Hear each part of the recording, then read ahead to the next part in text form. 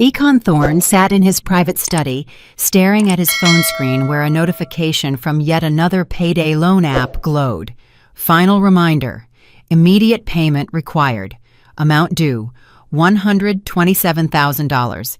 Days past due, 14. He looked at the screen, hissed a curse, and let out a heavy, ragged breath. That was the fourth notification in the last hour. His total debt had spiraled past $500,000, and that was not even counting the high-stakes bets he had placed the previous night, desperately hoping to break even. He had lost another $80,000. Kamari knew nothing. His wife, the highly successful owner of a boutique network of luxury assisted living facilities for the black elite, had no idea what kind of abyss he had fallen into over the last 6 months. Econ had become a master of the double life. He had a separate bank card for his gambling, a burner phone for dodging debt collectors, and a relentless stream of lies about business meetings and out-of-town conferences. Kamari trusted him without question, and he used that trust as a shield. But there was something else weighing on him even more heavily. Kalani. She was a 22-year-old girl with wide, soulful eyes and a childlike faith in his promises. They had met 3 months ago at a high-end shopping center where she worked in a designer boutique. Econ had wandered in by chance, looking for an anniversary gift for Kamari. Kalani had smiled at him with such openness and sincerity that he had completely lost his head. Within a week, they were meeting in secret, and 2 weeks after that, she confessed she was in love. Econ promised her the world, a penthouse downtown, her own business. She dreamed of an Afro-chic cafe with vintage decor and, of course, a life together. "As soon as I handle things with my wife," he would say, pulling her close. Kalani believed every word. She didn't know that Kamari was the one with the money, the thriving business, and the massive investment portfolio. She didn't know that Econ had married Kamari 7 years ago, specifically for that. For the wealth, the status, and the ability to live a life of leisure. He had targeted her 7 years ago when he was broke after his own tech startup had crashed and burned. Kamari had taken him as he was, helped him get back on his feet, and given him everything. He had repaid her with betrayal. But now, betrayal wasn't enough. Econ needed money, and he needed it fast. The collectors had started calling his office number, which they had somehow tracked down. It was only a matter of time before Kamari found out. And divorce? Divorce meant ruin. According to the ironclad prenuptial agreement her lawyers had insisted on before the wedding, Econ would get nothing. Absolutely nothing. The entire business, the real estate, the accounts, everything was held in Kamari's name from before the marriage. She wasn't going to share, and Econ had known that from the start. But he also knew something else. 2 weeks ago, while going through documents in their home safe, he had stumbled upon Kamari's will. She had drafted it a year ago after her mother passed away, likely reflecting on her own mortality. Econ had read it in secret while she was at work. He had frozen in shock. The sole heir to her entire estate in the event of her death was him, Econ Thorne. No other relatives, no charities, just him. The idea had come to him then, cold and dark like a midnight wind. If Kamari died, he would get it all. The debts would vanish in a single day. Kalani would get her penthouse and her cafe. He would be free. A new life without the past, without the mistakes, without the fear of being exposed. Econ spent a week researching. The internet is full of information if you know where to look. He read about toxins, about symptoms, about how different substances affected the body. He needed something fast, but not instant, something that could be written off as a heart attack or anaphylactic shock. Eventually, he settled on a compound he managed to acquire through a shady contact under the guise of pest control for a rural property. Colorless, nearly tasteless, and soluble in liquid. It would take effect within an hour, causing a gradual decline that looked like a severe allergy or acute food poisoning. Tonight, he had made his move. Akon had invited Kamari to a prestigious restaurant on the waterfront, her favorite spot where they celebrated their milestones. She was thrilled by the invitation. In recent months, they had rarely seen each other, both consumed by work. Kamari wore an elegant silk dress the color of a ripe plum, her hair styled in an intricate crown of braids, and she smiled at him the way she used to in the very beginning. "You look breathtaking," Akon said, helping her into the car. "Thank you, baby." Kamari touched his hand. "I'm just glad we finally found time for us." The restaurant was the height of luxury. Hand-blown glass chandeliers cast soft light over ivory marble floors, and massive gilded columns supported high ceilings adorned with modern black art. The tables were draped in crisp white linen, sparkling with genuine silver cutlery. In the center of each table sat arrangements of fresh orchids in crystal vases. Smooth jazz flowed from hidden speakers, creating an atmosphere of intimacy and sophistication. A waiter in a flawless black suit brought them a starter of jumbo tiger prawns, garnished with edible flower petals and drizzled with cold-pressed truffle oil. The prawns were large, almost translucent, with a delicate texture. Then came the main course, Wagyu beef fillet, seared to a perfect medium, served with a wild mushroom and red wine reduction that literally melted in the mouth, leaving a hint of nuttiness and smoke. Beside it sat a whole roasted branzino, seasoned with rosemary and thin lemon slices, on a bed of grilled vegetables, zucchini, eggplant, and sweet peppers. To accompany the meal, the sommelier suggested a bold French red from the 2015 vintage, a Bordeaux with a rich bouquet of blackcurrant and vanilla. Every detail of the service, every movement of the staff, spoke of a place where a dinner for two cost as much as a monthly salary for an average person. Akon had chosen this place for a reason. Here, Kamari felt relaxed, happy, and unsuspecting. Akon tried to act natural, joking, talking about work, and asking about her day. Kamari spoke about the new facility she planned to open in the suburbs, and how difficult it was to find qualified staff. She was engrossed in the conversation, and Akon waited for his moment. When Kamari excused herself to the powder room, he quickly pulled a small glass vial from his inner jacket pocket.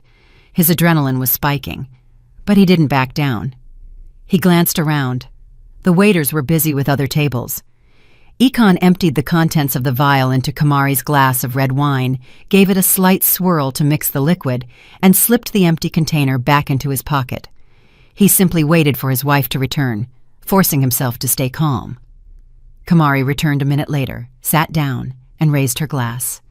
"To us, Akon. To always being together." Akon clinked his glass against hers, careful not to meet her eyes. "To us."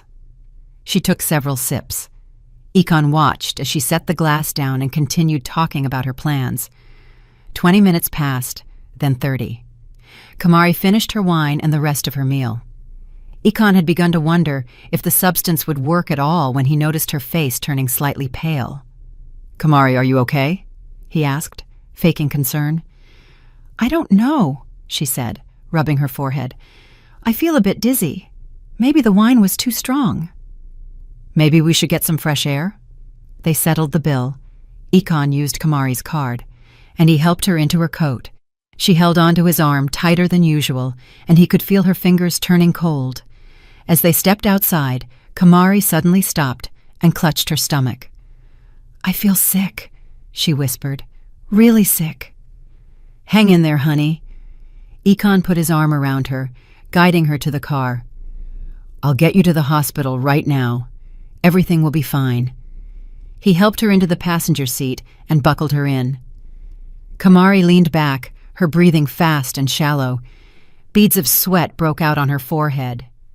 Akon started the engine and pulled out onto the road, ostensibly heading toward the nearest ER, but 10 minutes later he turned off the main highway onto a gravel road leading into a dense wooded area outside the city limits.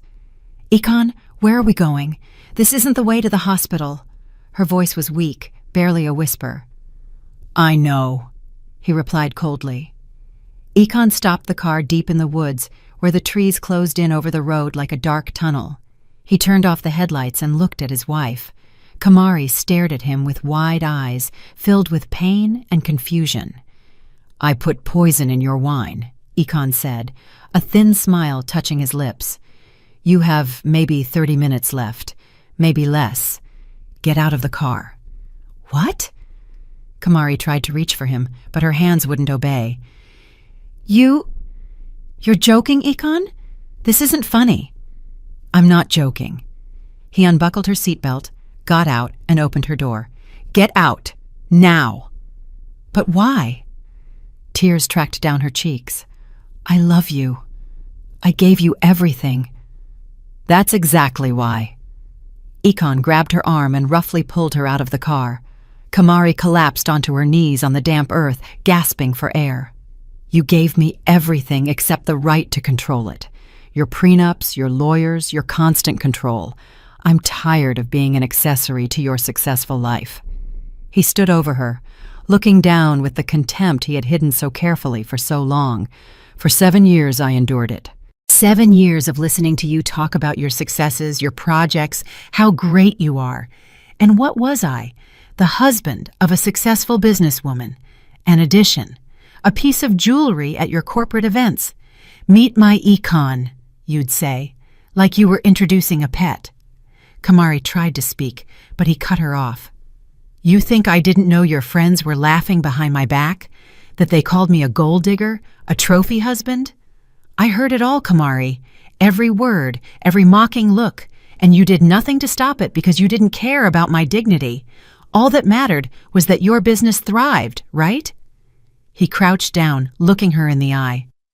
"And you know what the funniest part is? I never loved you. Not for a single day. You were just a convenient option. A wealthy, lonely woman who fell for pretty words. I thought eventually I'd get access to the money, but you were smarter than that. Or your lawyer was. That damn prenup? You always tried to control me, but I found the loophole. The will. You signed your own death warrant, honey." Ekon stood up and brushed off his slacks. "Kalani is young, beautiful, and most importantly, she looks at me with adoration. She doesn't try to control me or set rules. With your money, we'll finally live for real. And you're just a mistake that needs to be corrected." He nudged her with his foot, and Kamari fell back onto the ground. "Stay here and think about how you lived your life wrong. You have 30 minutes, maybe less. Goodbye, Kamari. I can't say it was a pleasure." He slammed the door. Kamari tried to stand, but her legs gave out. She slumped onto the grass by the roadside, clutching her chest. The pain was becoming unbearable. "Ekon, please!" Her voice was nothing but a rasp. "Don't leave me here. I'll die." "That's the plan, sweetheart." He started the engine. "Goodbye." Ekon turned the car around and drove away without looking back. In the rearview mirror, he caught a glimpse of Kamari's figure hunched over on the shoulder. Then the trees hid her from view. He turned up the music to drown out the voice of his conscience, which was still trying to break through his cold resolve. 15 minutes later, Ekon was driving through the city streets, heading home. His phone vibrated, a message from Kalani. "When can I see you? I miss you." He smiled and typed back, "It'll all be settled soon. We're starting our new life, I promise." Kalani sent back a heart emoji. She didn't understand what was happening, but she was happy, naively believing in his words. Ekon imagined how in a few days he would report his wife missing, how he would play the grieving widower when they found her, how he would inherit everything and finally pay off his debts. Kalani would get her penthouse, her cafe. They would be together, and no one would ever know the truth. Kamari would just be a memory of the past, a problem he had finally solved. Ekon parked the car at the house, went up to the apartment, and poured himself a glass of bourbon. His hands were no longer shaking. His conscience was silent. He had done what he had to do. Now, he just had to wait. He pulled out his phone and sent Kalani another message. "Get ready for big changes, my love. Very soon you'll have everything you ever dreamed of." The girl replied almost instantly, "Are you serious? I'm so happy. I love you." Ekon chuckled. She believed the fairy tale he had spun for her. She believed he was an honest man stuck in an unhappy marriage. She believed his wife didn't understand him or value him. Kalani didn't ask too many questions, content with promises and occasional meetings in a rented apartment on the edge of the city. Her mother, Sandra, was more skeptical of Ekon.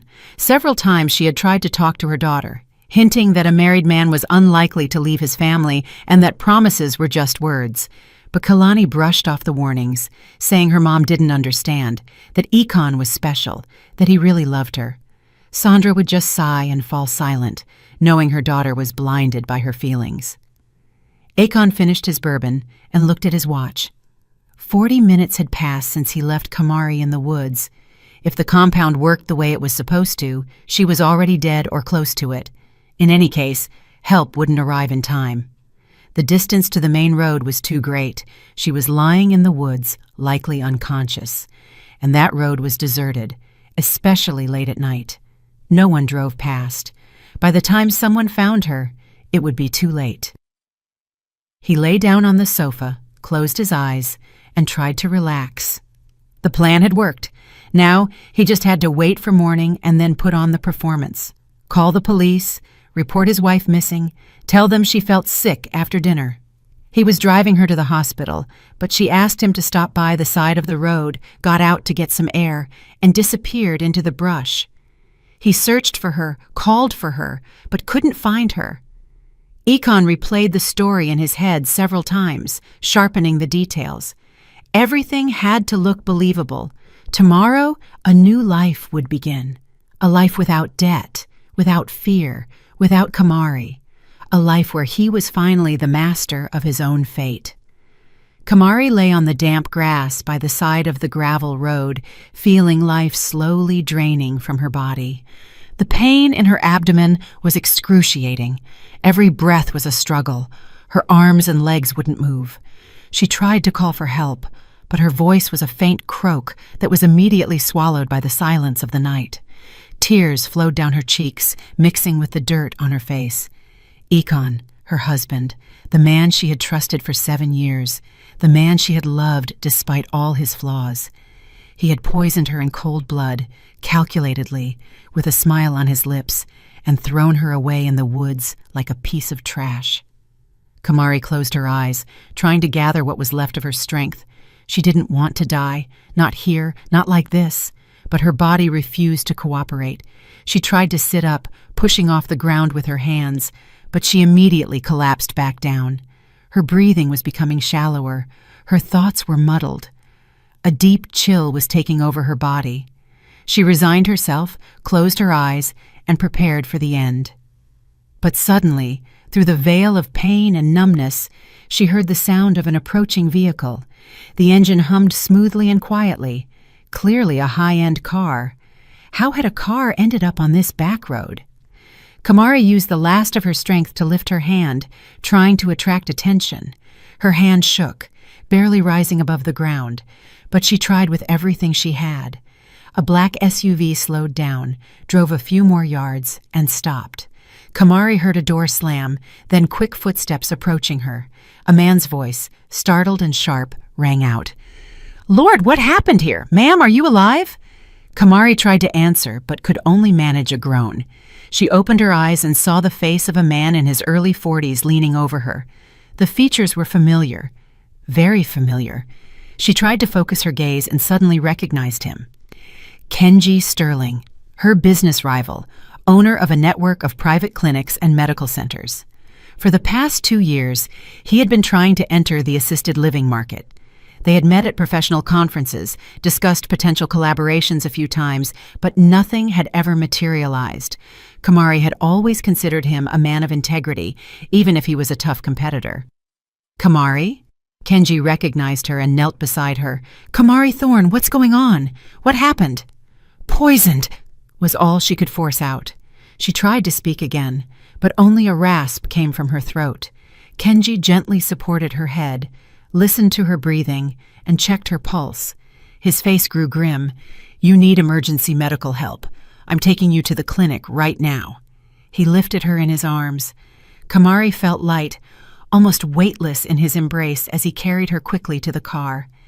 He sat her in the back, covered her with his blazer, buckled the belt, then got behind the wheel and sped off. "Hold on, Kamari. We'll be at my clinic in 20 minutes. They'll help you there." Kamari nodded, though the movement triggered a new wave of pain. She closed her eyes, trying to focus on breathing. Every breath was a small victory.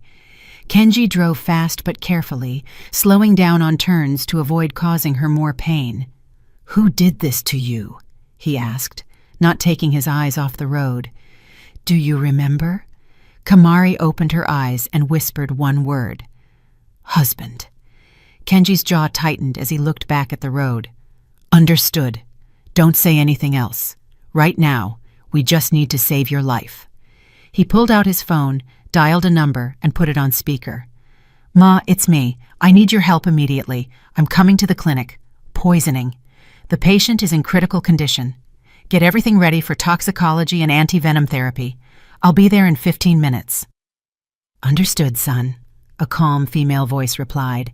"I'm waiting." Aurelia Sterling, Kenji's mother. Kamari had heard of her, a renowned toxicologist who had worked in medicine for over 40 years. If anyone could help her, it was Aurelia. The SUV flew through the night city, blowing through yellow lights, overtaking the few cars on the road. Kenji glanced in the rearview mirror periodically, checking on Kamari. She was holding on, though her strength was fading by the minute. Finally, they pulled up to a modern, low-rise building with a sign that read Sterling Medical Center.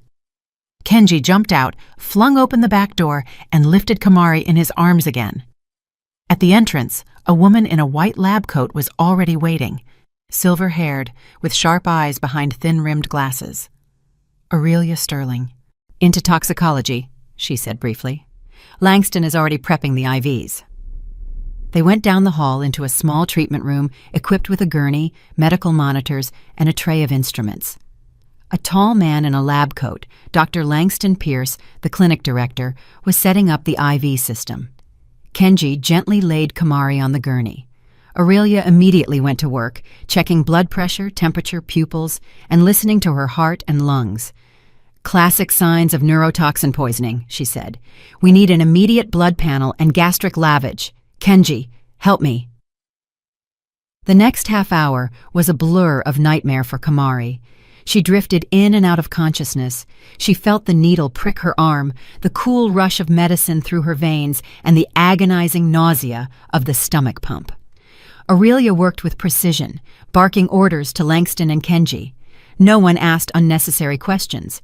Everyone understood that every second counted. An hour later, Aurelia stood up and stripped off her gloves. "The worst is over. The antidote is taking effect. The blood work showed a thiophosphate compound. It's a toxin used in industrial agriculture for pest control, a lethal dose. If you had brought her 10 minutes later, there would have been nothing we could do." Kenji exhaled and rubbed his face. "She'll be okay?" "Yes, but she'll need time to recover. At least a week of intensive therapy and total isolation. No visitors, no calls, especially from her husband. He can't know she's here." Kenji looked at Kamari, who lay with her eyes closed, hooked up to the monitors. "I'll handle that."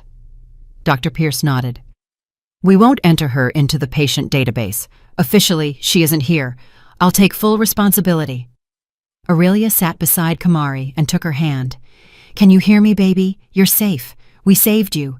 Now you just need to rest and regain your strength." Kamari weakly squeezed her fingers in response.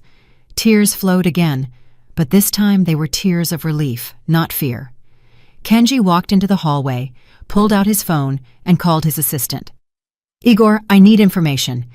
Econ Thorne, Kamari Thorne's husband. Everything you can find, financial status, connections, movements over the last week. Dig deep and stay quiet. No one can know we're looking into this man." "Copy that, boss. How much time do I have?" "By tomorrow evening. It's urgent." Kenji hung up and went back into the room. Kamari was sleeping. Her breathing was steady, though her face was still pale. "She's strong," Aurelia said softly. "She'll make it. Ma, I'm going to take her to my house once she can move. I have the guest suite. She'll be safe there." "Good. but not for at least 3 days. She needs constant monitoring. Kenji nodded. He looked at the sleeping Kamari and wondered what kind of monster could do this to his own wife. He knew Kamari as a brilliant, honorable businesswoman who had built her empire from the ground up. They were competitors, but they had always respected each other, and now she had almost died at the hands of the man she trusted most. And Ikon? He's probably sitting at home right now celebrating his victory, thinking everything went smooth, that his wife is dead, and he'll soon have the inheritance. This bastard made a mistake, Kenji whispered. We're going to bring him down. I promise. Meanwhile, Ikon was indeed sitting at home, finishing his second glass of bourbon. His phone vibrated. Another message from Kalani. Can't wait for us to be together. You're my hero. He chuckled and wrote back, just a little longer, beautiful. Very soon, everything changes. Get ready for our new life. Kalani sent a flurry of hearts and kisses. Ekon lay back on the sofa and closed his eyes.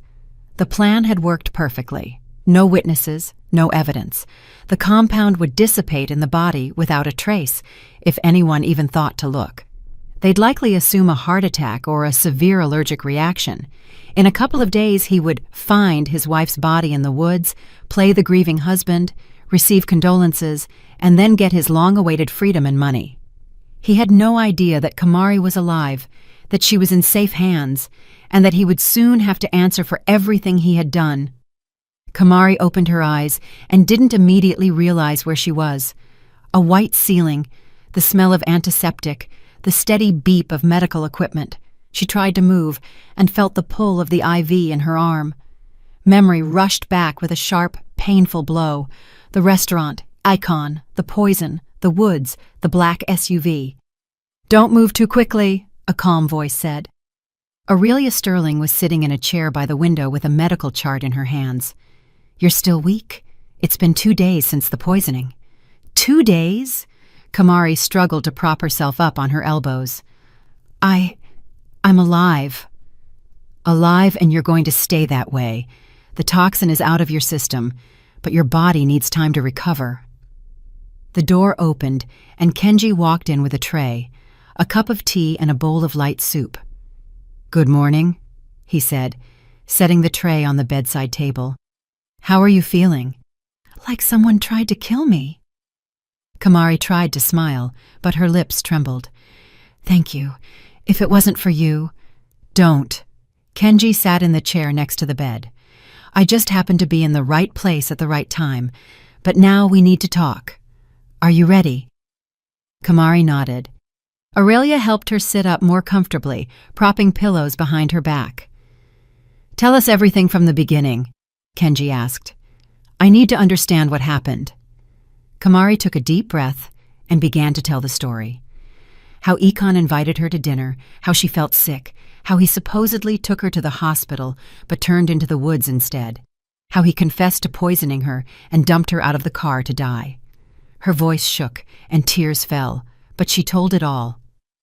He said he was tired of being an accessory to my life, she finished. That I gave him everything except the right to control it. I didn't realize he hated me that much. Kenji listened in silence, his expression growing darker. When Kamari went quiet, he pulled out his phone and showed her a photo of a young woman with dark hair and large eyes. Do you know this woman? Kamari stared at the screen and shook her head. Never seen her. Who is she? Kalani. 22 years old. Works in a boutique at the mall. And according to the info my guy found, she's been your husband's mistress for the last 3 months. Kamari froze. A mistress? Of course. It all made sense. Ikon didn't just want to get rid of her. He wanted to start over with someone else. Someone young, naive. Someone who wouldn't monitor his every move. I have their messages, Kenji continued. My guy got into his cloud storage. Ikon promised Kalani a penthouse, her own business, a cafe specifically, and a life together as soon as he settled things with his wife. In the last message he sent last night, he wrote, "It'll all be settled soon. We're starting our new life." Kamari covered her face with her hands. The pain of the betrayal was almost physical, sharper than the pain of the poison. "There's more." Kenji pulled a folder from his bag. "Econ is drowning in debt. Payday loans totaling $520,000, sports betting. Collectors are calling him 10 times a day. He's bankrupt, Kamari, and the only way out of that hole for him was to inherit your estate." "The will," Kamari whispered. "I wrote it a year ago. Econ is the sole heir. Lord, I signed my own death warrant." "No," Kenji said firmly. "You trusted the man you married. That's normal. He turned out to be a monster, but we have a chance to hold him accountable, if you're ready." Kamari lifted her head and looked him in the eye. "I'm ready. What do we do?" "First, cut all ties.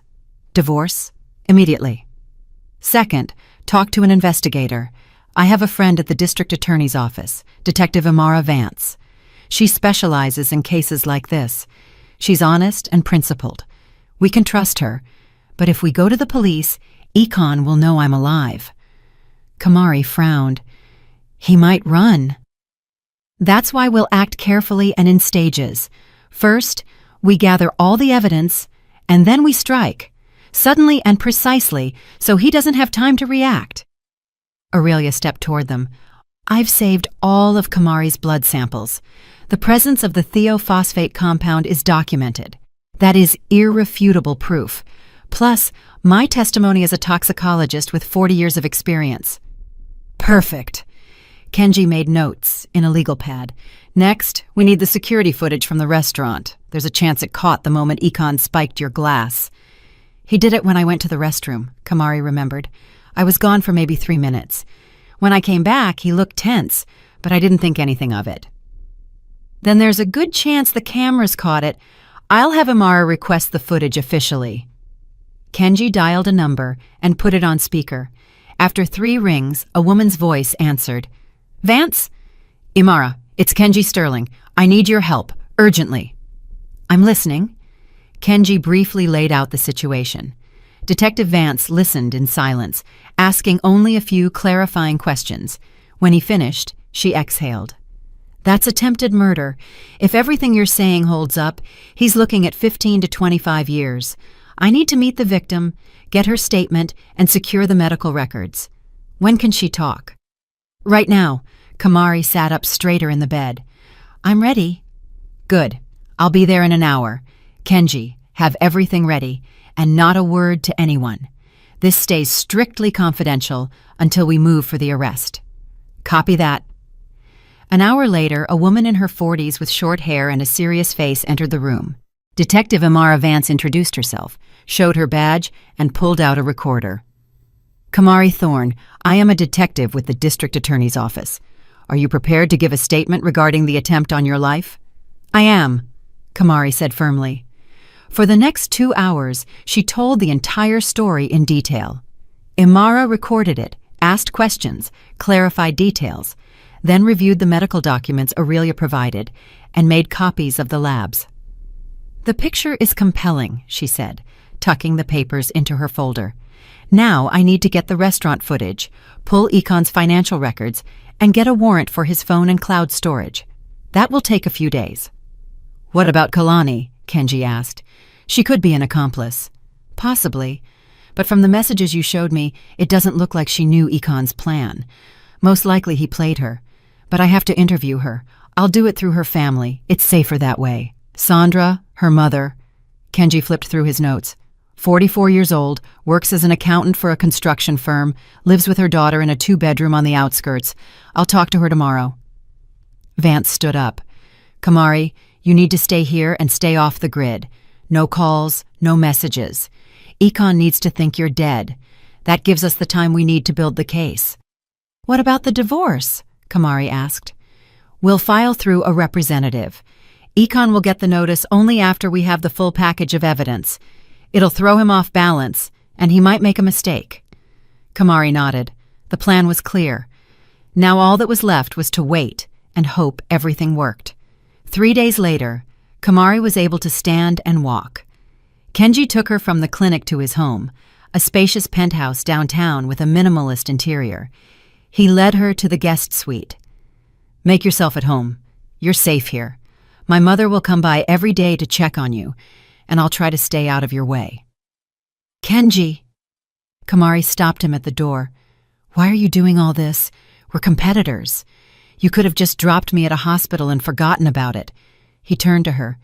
"Because I can't walk away when someone needs help. Yes, we're business rivals, but that doesn't mean I'm heartless. Besides," he hesitated, "I've always respected you. For your integrity, your professionalism, and it hurts me to see what you've been through." Kamari felt tears welling up. "Thank you. I'll never forget this." Kenji nodded and left, quietly closing the door. Kamari was alone. She walked to the window, looking out at the city lights. Somewhere out there, in their apartment, her husband was living his life, believing he had gotten rid of her forever. But he was wrong. Soon he would realize what a monstrous mistake he had made. Meanwhile, Detective Imara Vance met with Sandra at a small cafe. The woman was anxious, not understanding why an investigator needed to see her. "Are you with the police?" she asked, sitting across from the detective. "What happened? Is my Kalani in trouble?" "I'm with the DA's office. Your daughter isn't in trouble," Imara replied calmly, showing her badge. "But she might be a witness in a criminal case. I need to ask you some questions about Econ Thorne." Sandra turned pale. "I knew there was something wrong with that man.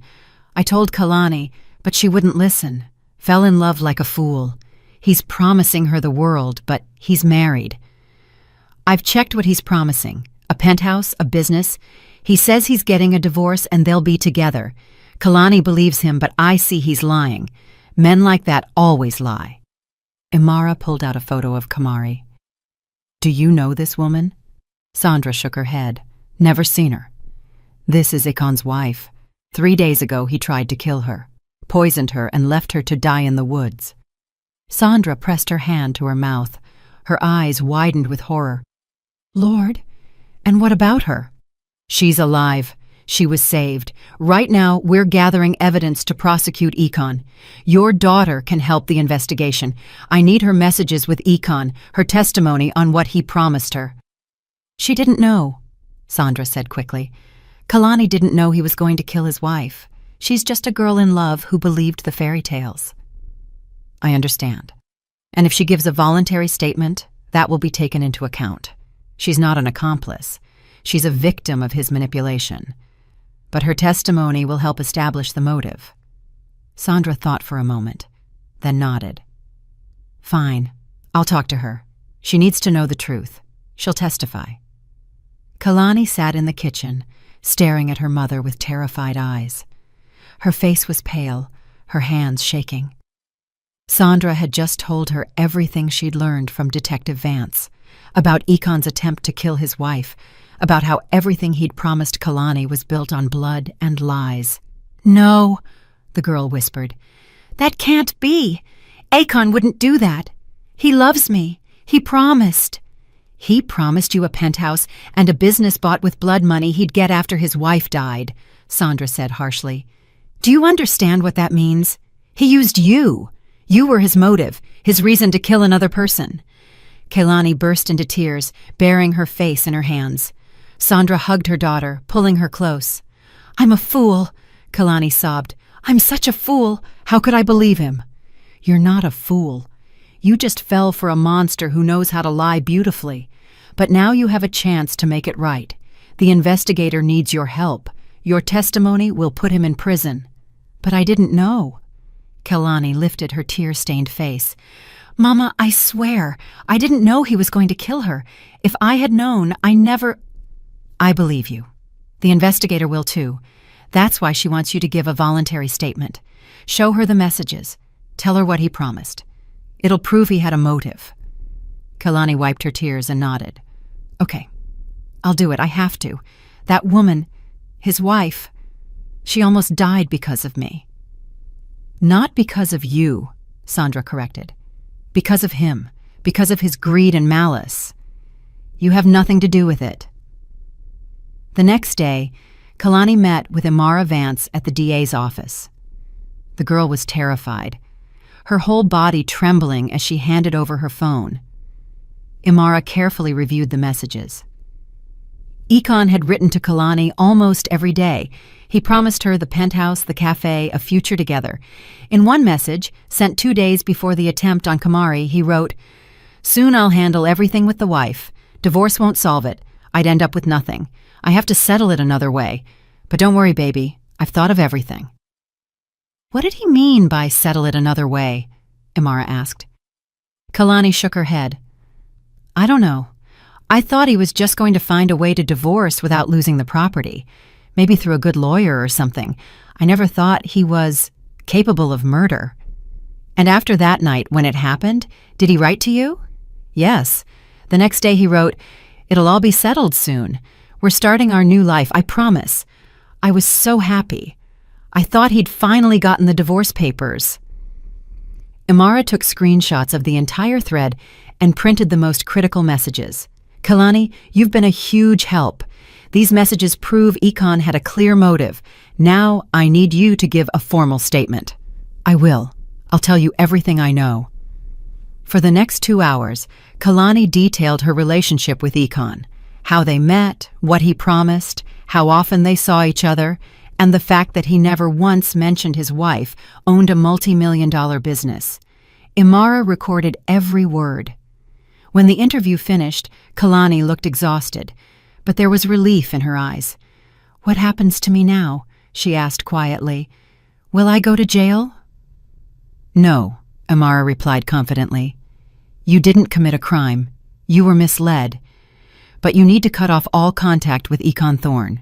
No calls, no messages. If he tries to reach you, tell me immediately." Kalani nodded. "I don't ever want to see him again. Never." Meanwhile, Imara got the security footage from the restaurant. A tech expert ran the tape, stopping on the key moments. "There," he pointed to the screen. 21:43. The woman gets up and leaves, presumably to the restroom. On the screen, Kamari was seen getting up and heading for the exit. Ekon was left alone. The camera caught him in profile. He glanced around, checking if anyone was looking. Then, in a quick motion, he pulled a small vial from his jacket, emptied it into Kamari's glass, and tucked it back. The whole thing took less than 10 seconds. "Perfect." Imara stopped the recording. "That's direct evidence. I need high-res copies of this." "You got it," the expert nodded. Imara also pulled Ekon's financial records. The picture was grim. Debts to 5 different high-interest lenders totaling $520,000. Overdue payments, constant calls from collectors. His betting history showed he'd lost over $1 million in the last 6 months. Then she reviewed Kamari's will. According to the document, Ekon Thorne was the sole heir to her entire estate. The motive was undeniable. Massive debt, a mistress who wanted a lifestyle he couldn't afford, and a will that gave him everything if his wife died. "The case is perfect," Imara told her colleague as she laid out the papers. "We have the medical report of the poisoning, the video of him spiking the glass, the messages to the mistress promising a new life after the solution, the financial records showing he was broke, and the will. This is more than enough for an arrest warrant." "When do we move?" the colleague asked. "Soon, but first we lure him in. Let him come to us thinking he's won." Imara called Kamari at Kenji's place. "Kamari, we're ready. Here's the plan. First, he gets a call from the police department. They'll tell him a body was found in the woods, identified by the ID in the purse as you. They'll invite him for an official identification in 3 days. That'll put him at ease. He'll think everything went to plan. Then, the following day, he'll get a call from the bank regarding the estate. That's when we take him." "How will it happen?" Kamari asked. Her voice was steady, but Kenji, sitting beside her, saw her knuckles turning white. "We'll summon him to the bank under the guise of an estate consultation. He'll walk in confident he's about to get your entire life, and we'll be waiting, you, me, Kenji, and the DA's task force. You'll personally hand him the divorce papers, and I'll officially charge him." "I want to see his face," Kamari said softly, "when he realizes I'm alive. You will, I promise." The next morning, Econ got a call from an unknown number, a man's voice, official and dry. "Econ Thorne?" "Yes, this is he," Econ said, tensing up. "Detective Miller, Central Precinct. Last night, a woman's body was found in a wooded area outside the city. Identification found in the purse belongs to Kamari Thorne. Is that your wife?" Akon froze. His heart dropped, then started racing. He swallowed before answering. "Yes, that's my wife. Lord, I've been looking for her for 3 days. She disappeared after dinner at a restaurant. She felt sick. I was trying to get her to a hospital, but she asked me to stop, got out for air, and didn't come back. I called, I searched." "I understand. Our condolences for your loss. We'll need you to come in for official identification. Can you be here Friday at 11 a.m.? "Yes, of course I'll be there, but what happened? How did she—" "Preliminary cause of death will be determined after the autopsy. We'll discuss the details when you arrive." Econ hung up and sank onto the sofa. A wave of relief washed over him. It worked. They found her. The police didn't suspect a thing. They thought it was a tragic accident. A couple more days, the ID, the funeral, and he'd have the money. Everything was going perfectly. He immediately texted Kalani. "Baby, tragedy has struck. Kamari is gone. They found her body. I'm devastated, but I know now we can finally be together. Just a little longer." Kalani replied a minute later. "How awful. I'm so sorry. Stay strong." "Thank you, love. I have to handle the formalities. Soon we'll be together. I promise." The next day, Thursday, Econ got another call. This time it was a woman's voice, professional and polite. "Econ Thorne?" "Yes.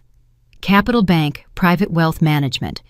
We've been notified of the passing of your wife, Kamari Thorne. Please accept our deepest condolences. We hold her will on file, and according to the document, you are the sole heir to her estate. Could you come in today at 3 p.m. for a preliminary consultation?" Econ felt his heart soar. This was it, the inheritance. Everything was his. "Yes, of course. I'll be there. Which office?" "Conference room 7, 3rd floor. We'll be waiting." Econ hung up and laughed out loud. Finally. The debts would be gone. Kalani would get her penthouse and her cafe. The new life was starting right now. He showered, put on his best suit, shaved, and looked at himself in the mirror. His face looked a bit haggard, but he could play that off as grief. He rehearsed a mournful expression, took a few deep sighs. He had to look convincing. At 2:45, he walked into the bank. Marble floors, high ceilings, security at the entrance. A prestigious place.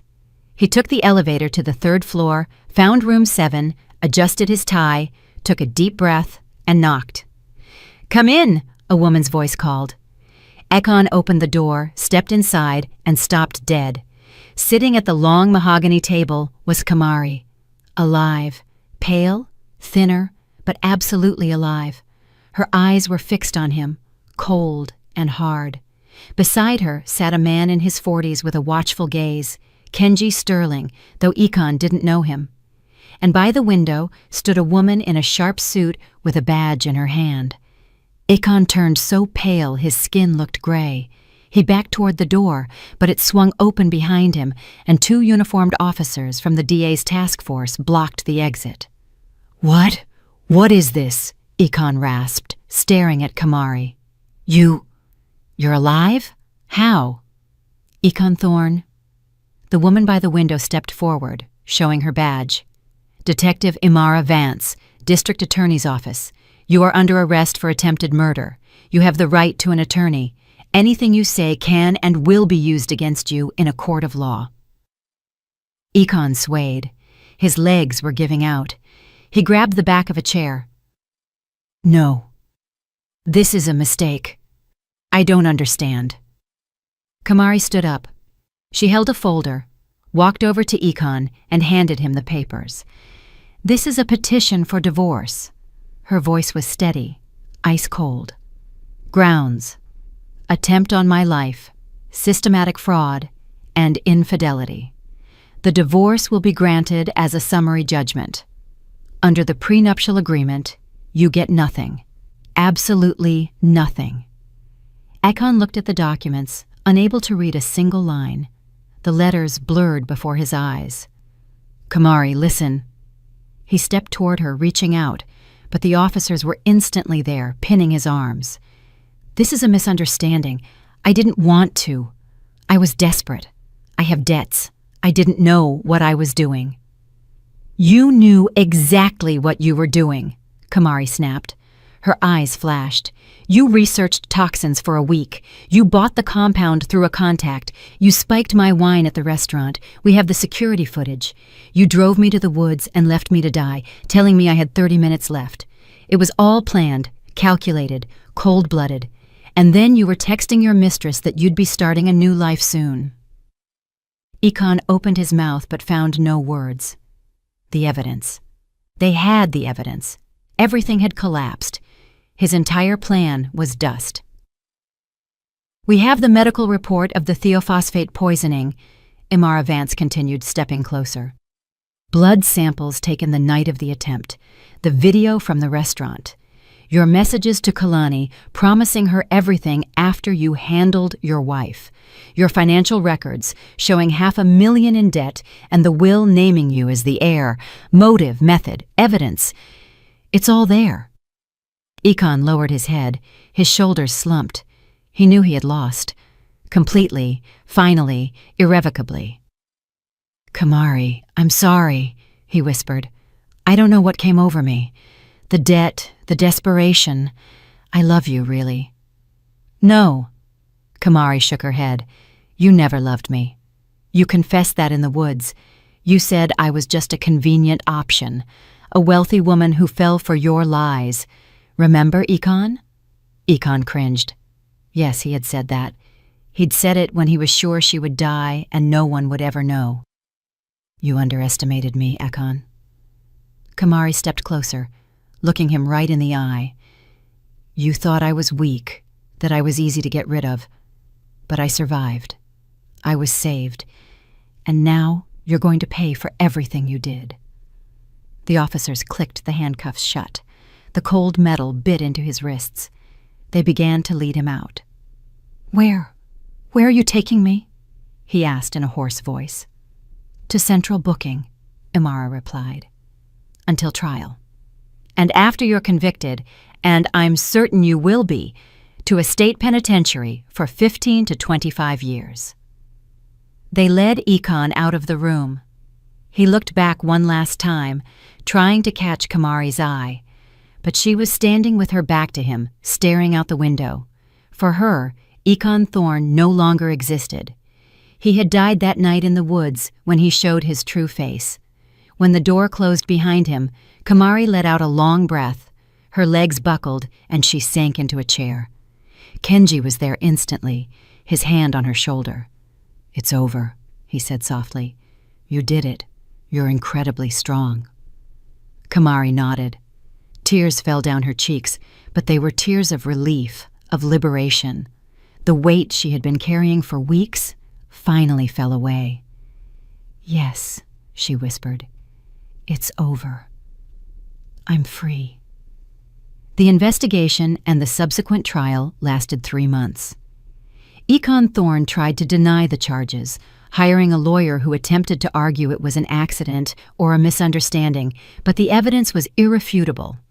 Aurelia Sterling's medical testimony regarding the poisoning, the restaurant footage, the messages to Kalani, the financial records proving his desperate state and motive, it all formed the basis for a conviction. Kamari attended every hearing.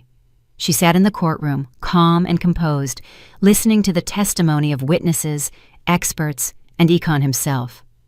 Sometimes she caught her ex-husband's eye, seeing anger, then fear, then pathetic regret. But she didn't care. That man no longer had any power over her. Kalani also testified. The girl walked into court pale, her eyes red from crying. She spoke about her relationship with Akon, his promises, and how he had manipulated her feelings. After her testimony, she approached Kamari in the hallway. "I am so sorry," Kalani whispered, looking down. "I didn't know. I swear I would never have agreed to any of it if I had known." Kamari looked at the young woman who had been nothing but a pawn in someone else's game and sighed. "I don't blame you. You were his victim, too. He used you just like he used me, just for different reasons. I'm never getting involved with a married man again." Kalani wiped her eyes. "Never. I've learned my lesson. Take care of yourself." Kamari touched her hand. "Be careful who you trust." Kalani nodded and walked away. Her mother, Sandra, gave Kamari a grateful look. She hadn't expected such humanity from the woman who had almost died because of her daughter's affair. In late September, the judge handed down the sentence. Econ Thorne was found guilty of attempted murder and sentenced to 18 years in state prison. Econ turned pale as the sentence was read, trying to say something, but the bailiffs were already leading him from the courtroom. Kamari stepped out into the crisp air. Leaves were falling from the trees, carpeting the sidewalk in gold. She closed her eyes and felt the last of the weight lift. It was finished. Econ was facing his punishment, and she had her whole life ahead of her. Kenji was waiting for her by the car. He had been at every hearing, supporting her, standing by her through the hardest moments. In those 3 months, a special bond had formed between them, built on trust and mutual respect. "Congratulations," he said as she approached. "Justice was served." "Thanks to you," Kamari smiled. "If it wasn't for you, I wouldn't even be alive." Then fate brought us together at the right time. Kenji opened the door for her. "Where to?" "Home, to my apartment. I haven't been there in a long time." The divorce had been finalized before the trial. Under the prenuptial agreement, Econ received nothing. All assets remained with Kamari. She also annulled the old will. Her business hadn't suffered during the proceedings. Her deputies had handled the day-to-day operations while she worked remotely. But now that it was over, she planned to return to full-time leadership. A month after the sentencing, Kamari met Kenji at a restaurant. Not the one where Econ had poisoned her. She would never go there again, but a new place, bright and airy, with a stunning view of the skyline. "I wanted to talk to you about something," Kenji said as they ordered dinner. "A business proposal." "I'm listening." Kamari took a sip of water. "Our businesses complement each other. You handle high-end assisted living. I handle private clinics and medical centers. What if we joined forces? Create a joint network of healthcare facilities with a full cycle of care, from outpatient treatment to long-term residential support." Kamari thought about it. The idea was intriguing. Indeed, such a partnership would benefit them both. "It could work," she said slowly, "but we'd need to carefully work out the details, the financial model, the management structure, the division of authority. Of course, I've already had my lawyers draft a preliminary plan. We can meet next week to discuss the specifics. Deal?" They continued their dinner, talking about business, plans, and life. Kamari realized she felt easy and comfortable with Kenji. He didn't push, he didn't try to control. He treated her as an equal.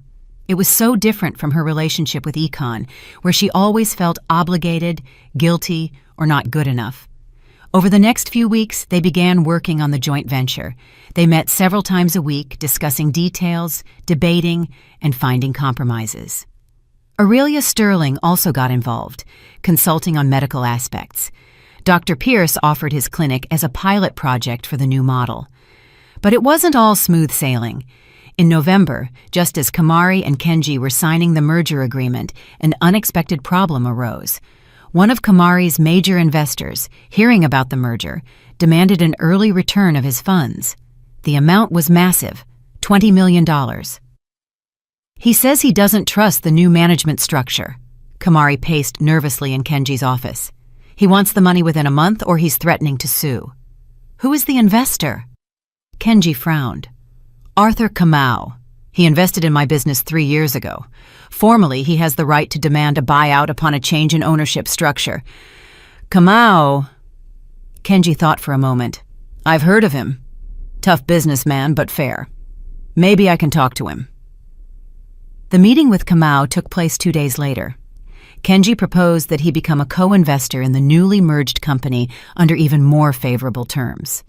Kamau listened, reviewed the business plan, and asked several sharp questions. "Fine," he finally said. "I'm in, but on one condition: I want a seat on the board and voting rights on strategic decisions." Kamari and Kenji looked at each other. It was a reasonable demand. "Deal." Kenji extended his hand. The crisis was averted. Furthermore, Kamau proved to be a valuable partner, bringing his experience and connections to the table. By the end of the year, they opened their first joint medical center and assisted living facility. The project was a massive success. Gradually, the business relationship grew into something more. Kenji invited Kamari to concerts, to the theater, on long walks through the city. She accepted, and each time she realized she loved spending time with him. He was attentive, tactful, and knew how to really listen. Beside him, she felt protected, but never confined. One evening, as they walked along the riverfront, Kenji stopped and turned to her. "I don't want to rush things. I know you've been through a horrific betrayal and you need time. But I have to say, I love being with you. Not just as a business partner. I like you as a man likes a woman." Kamari looked at him. Her heart beat faster. She felt the pull too, but she had been afraid to admit it even to herself. The wounds were still so fresh. "I love being with you too," she said softly. "But I'm scared. Scared of making another mistake, of trusting the wrong person again." "I understand. I'm willing to wait as long as it takes. No pressure, no demands. Just know that I'm here, and I'm not going anywhere." They continued walking, and Kamari felt something warm blossom inside her. Maybe she really did deserve a second chance at happiness. A year passed. The joint business was thriving. They had opened 3 new centers and were planning to expand into other states. Their relationship had also grown, slowly but surely. Kamari had learned to trust again, and Kenji showed patience and care without asking for anything in return. In the spring, another problem arose. A rival firm tried to poach Kamari's key employees, offering double salaries. 3 of her facility directors had already resigned. "It's Marcus Thorne," Kamari said at an emergency meeting. "Remember him? He offered a buyout 2 years ago and I refused. Now he's retaliating. We can't afford to lose these people." Kenji reviewed the documents. "They know the entire system from the inside. I'll talk to each of them personally," Kamari decided. "I'll offer them stock options and a share of the profits. Let them feel like partners, not just employees." The strategy worked. 2 of the 3 directors stayed, receiving stock and joining the expanded management board. The 3rd left, but was quickly replaced by a bright young specialist who brought fresh ideas to the facility. Marcus Thorne lost that battle, and Kamari and Kenji tightened their internal security protocols. The following March, Kenji proposed. It happened in his apartment, where Kamari had once lived while recovering. He had cooked dinner, lit candles, and after dessert, he dropped to one knee. "Kamari, I know you've had a failed marriage. I know you're afraid of history repeating itself, but I promise you, I will respect you, support you, and love you. Not for money, not for gain, but simply because you are an incredible woman who changed my life. Will you marry me?" Kamari looked at him through tears. This man had saved her twice, first from death, then from despair. He had shown her that she could be strong and vulnerable at the same time, that she could trust without losing herself. "Yes," she whispered. "Yes, I will marry you." The wedding was held in the summer, small, with only close friends and family. Aurelia Sterling cried with joy as she hugged her new daughter-in-law. Detective Imara Vance attended too, congratulating the couple and wishing them happiness. Even Kalani sent a card with an apology and well wishes. After the wedding, they flew to Italy for a week.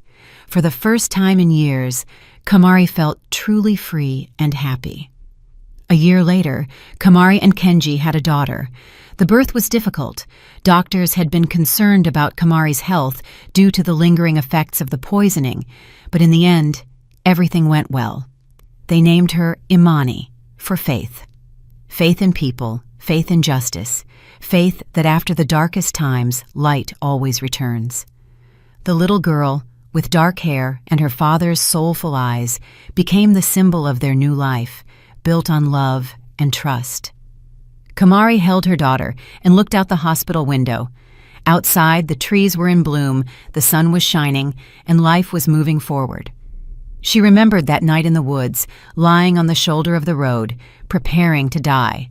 She remembered the black SUV stopping and Kenji saving her.